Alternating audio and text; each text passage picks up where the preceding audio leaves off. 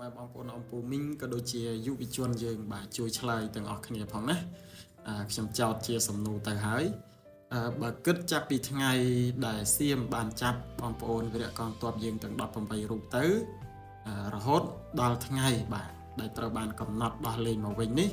តើមានរយៈពេលប្រហែលថ្ងៃបាទខ្ញុំឲ្យចម្លើយជ្រើសរើសទី1 154ថ្ងៃទី2 155ថ្ងៃទី3 156ថ្ងៃ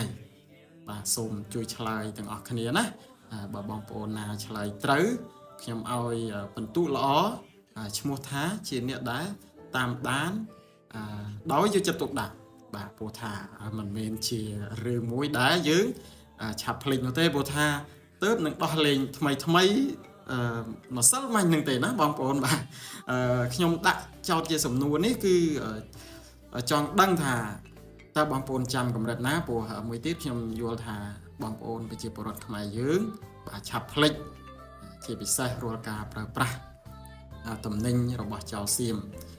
ឲ្យតារៀងតាប្រហែលនេះគឺបងប្អូនឆាប់ភ្លេចហើយបន្តគំត្រូលគេធម្មតាចឹងទេខ្ញុំចោតជាសំណួរសាមញ្ញទេបាទសូមពុកម៉ែបងប្អូនជួយឆ្លើយទាំងអស់គ្នាណាជាស្មារតីមួយក្រើនរំលឹកហើយបងប្អូនចាំអ៊ុតទាំងអស់គ្នាបាទហើយកុំមើលព្រីយ៉ុងណាបងប្អូនបាទខ្ញុំសួរនេះគឺកុំមើលព្រីយ៉ុងឲ្យសោះណាបងប្អូនហ្នឹងហើយសូមជួយឆ្លើយទាំងអស់គ្នាបាទសូមអរគុណបាទ